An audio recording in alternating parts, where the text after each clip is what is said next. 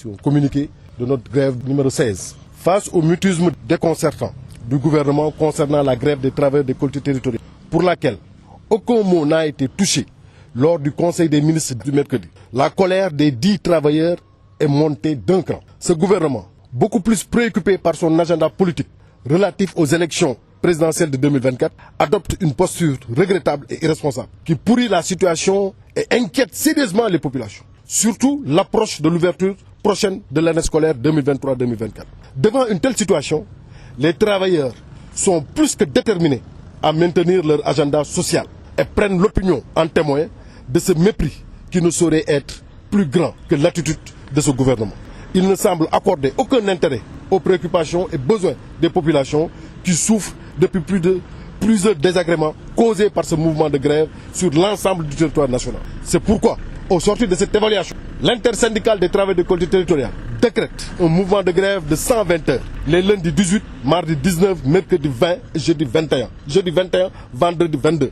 Sur toute l'étendue du pays. Donc, fort de ce constat, nous avons eu à rencontrer les autorités municipales hier qui veulent effectivement qu'on aille vers un minimum de service. L'intersyndicale, en son sein, a apporté son niet catégorique à aller vers un minimum de service. Et la réunion s'est terminée en queue de poisson parce qu'ils veulent nous faire forcer des choses que nous n'accepterons pas, que nous ne sommes pas prêts à accepter. Fort de ce constat, nous avons dit que nous allons informer l'opinion nationale et tous les camarades travailleurs, en tout cas, du Sénégal, pour leur dire que face à cela, les travailleurs sont debout comme un seul homme pour fustiger véritablement ce comportement. Parce qu'ils ont montré effectivement qu'ils ne peuvent pas payer. Et ils l'ont dit à qui veut l'entendre qu'ils ne pourront pas payer. Donc si vous ne pouvez pas payer, laissez véritablement les travailleurs régler le problème avec ceux qui peuvent véritablement régler le problème. Donc nous voyons effectivement une méchanceté qui ne dit pas son nom. Donc fort de tout cela, véritablement nous sommes mis comme un seul homme pour dire que nous ne sommes pas d'accord. Maintenant, la loi, elle est là pour tout le monde.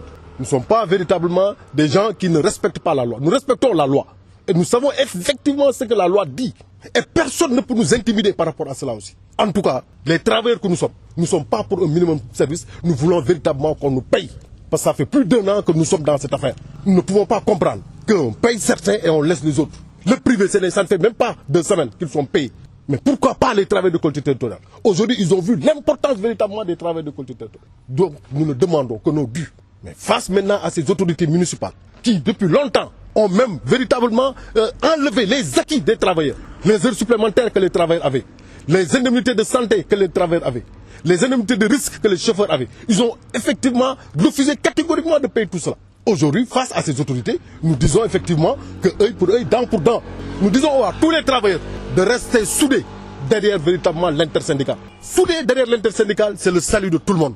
Ce combat-là est déjà gagné. Personne ne peut nous faire perdre ce combat. Ce combat est gagné. Mais il va falloir que nous renforçons véritablement nos rangs. Renforcer carrément nos rangs et soyons unis, que personne ne nous divise. Maintenant, ils vont essayer d'intimider les travailleurs pour les appeler. Toute personne qu'on appelle, sans être réquisitionné, qu'il reste chez lui. Pas de coup de fil. On te donne un coup de fil pour que tu viennes travailler. Reste chez toi. Ce que la loi dit est très clair. Si maintenant une réquisition sort pour réquisitionner un élément, il a le plein droit de venir répondre. Et là, l'intersyndicale va protéger tous ses travailleurs. Mais aussi la réquisition, il y a des normes aussi. Nous n'allons pas accepter ce qui s'est passé à la RPM de se reproduire ici. Les réquisitions, il y a des normes. Et s'ils ne respectent pas les normes, on va protester contre cela aussi. Et ça, il faut que ça soit clair. Nous avons ici des camarades qui ont été véritablement mis en truc. Parce que tu ne peux pas appeler les gens à une réunion. Or, toi, tu as déjà pris ta décision. Nous étions hier en réunion, avant d'arriver même dans la salle de réunion, un de nos camarades, véritablement, a reçu une sommation.